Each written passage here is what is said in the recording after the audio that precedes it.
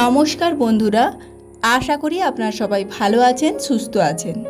আমার চ্যানেলে আপনাদের সবাইকে আবারও একবার ওয়েলকাম জানিয়ে আজ বানাচ্ছি ফুটন্ত গরম জলের মধ্যে 10 টাকার 4টি ডেয়ারি মিল্ক দিয়ে দারুণ মজাদার এক স্ন্যাক্স রেসিপি। সুন্দর এই রেসিপি স্কিপ না করে পুরো রেসিপি দেখার অনুরোধ রইল। চলুন।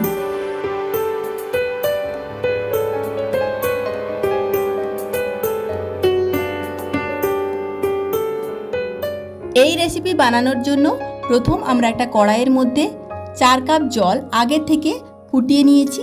এরপর জল ফুটন্ত অবস্থায় আমরা 4টে ডেয়ারি মিল্কের প্যাকেট অ্যাড করব। 2 মিনিট ফুটিয়ে নেওয়ার পর গ্যাসের ফ্লেম অফ করে আমরা সমস্ত ডেয়ারি মিল্ক একটি পাত্রে তুলে রাখব। এরপর হাত ছোঁয়া ঠান্ডা হলে আমরা প্যাকেটগুলো কেটে এক এক করে ডেয়ারি মিল্কের মিশ্রণটা একটি পাত্রের মধ্যে তুলে রাখব। যেহেতু এটা প্যাকেটের মধ্যে আছে তাই বেশি বয়েল করার দরকার নেই, স্বাস্থ্যের পক্ষে খুব একটা ভালো নয়। এরপর দেখুন, দেখিয়ে দিচ্ছি, চকলেটটা কিন্তু সম্পূর্ণ মেল্ট হয়ে যায়নি, কিছুটা শক্ত শক্ত আছে। এক এক করে আমরা চকলেটগুলো পাত্রের মধ্যে রেখে দিচ্ছি। দেখুন,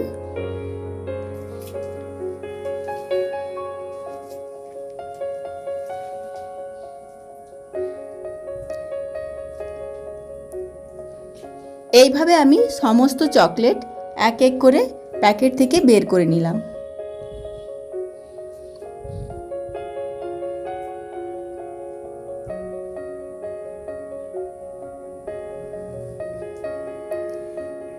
এরপর এর সঙ্গে আমি অ্যাড করব 1 কাপ জাল দেয়া দুধ।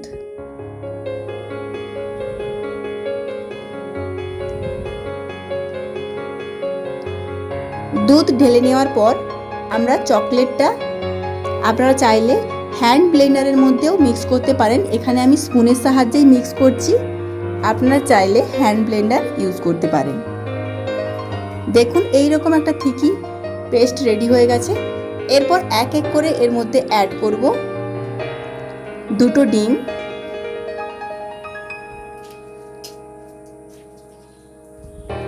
আপনারা চকলেটের পরিমাণ অনুযায়ী ডিমটা অ্যাড করবেন।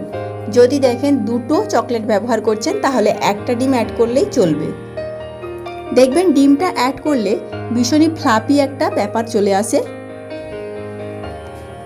এরপর 2টো ডিম আমরা ভালো করে মিক্স করে নেব। দেখুন,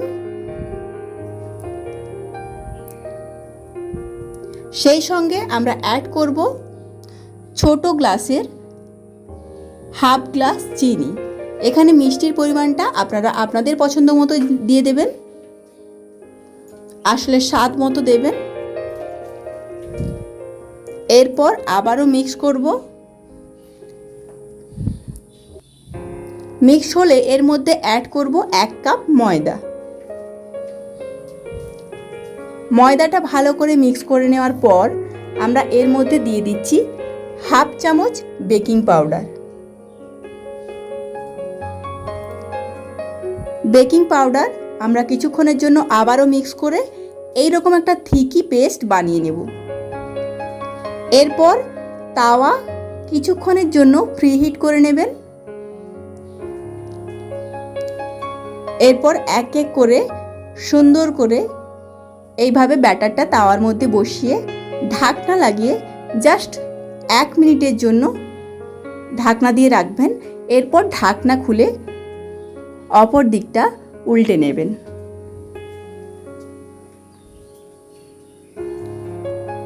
খুব তাড়াতাড়ি এই রেসিপি করা যায় আর খেতে কিন্তু বন্ধুরা জাস্ট ফাটাফাটি লাগে, সত্যি বলছি। দেখুন, একটা এখানে রেডি হয়ে গেছে।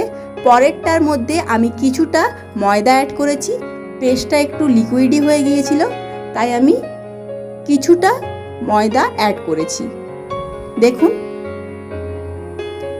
এই রকম জাস্ট তাওয়ার মধ্যে দেবেন আর 1 মিনিটের জন্য ঢাকনা লাগিয়ে দেবেন।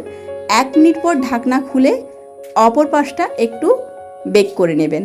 দেখুন, তাহলেই রেডি। খুবই কম সময়ের মধ্যে তেল ছাড়া তৈরি এই সুন্দর স্ন্যাক্স রেসিপি বাচ্চা বড় সবাই কিন্তু ভীষণই পছন্দ করবে। দেখুন এইভাবে এক এক করে আমি সুন্দরভাবে সমস্ত কেকগুলো রেডি করে নিয়েছি।